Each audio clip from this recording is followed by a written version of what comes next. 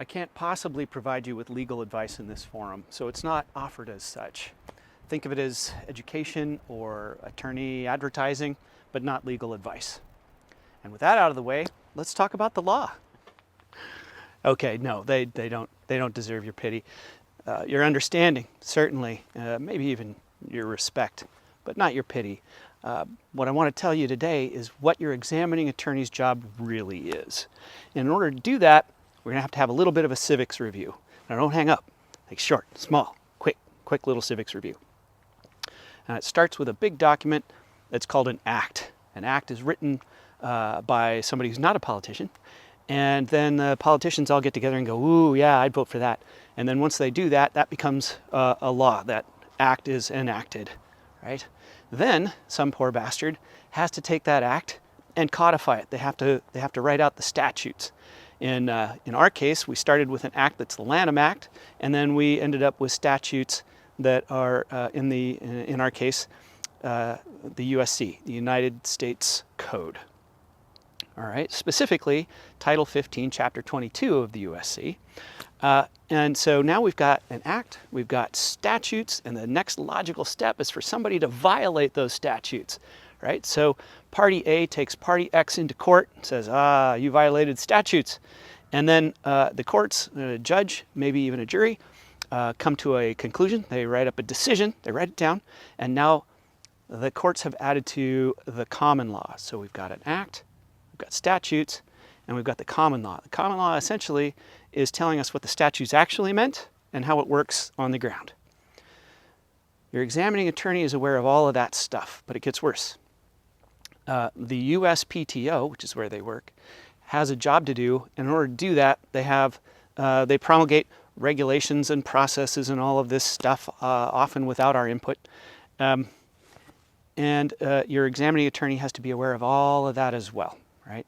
So when you want to know what your examining attorney is working with, there's a great place to go, and it's called the Trademark Manual of Examining Procedure, TMEP, TMAP if you want, and it's available to all of us. It's tmep.uspto.gov.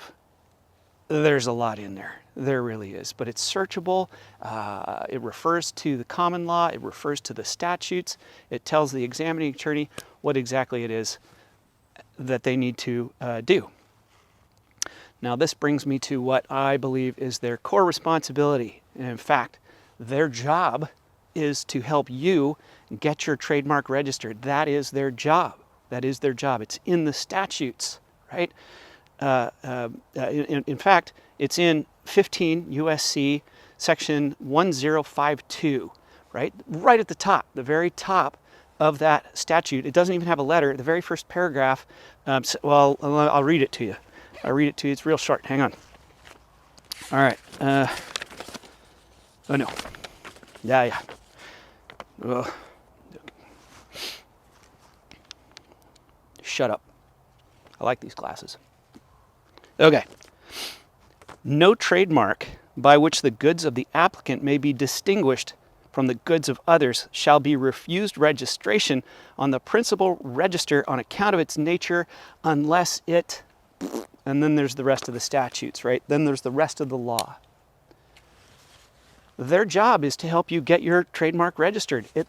It's right at the top. That is the thing. So whenever they say, no, you can't, it's because of an exception, all right?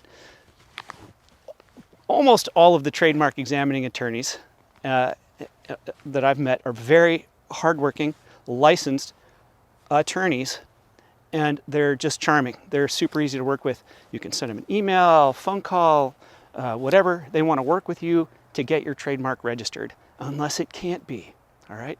So bear that in mind when you start applying for your trademark registrations, that you are working with somebody, and that somebody is the examining attorney who has been assigned your application and wants to help you get that to registration, right? If you keep that focus in mind, they're very easy to work with, and you can get through a whole lot of potential roadblocks. So I hope you found that interesting. This is all your intellectual property. You have more of it than you think, and we'll talk again soon.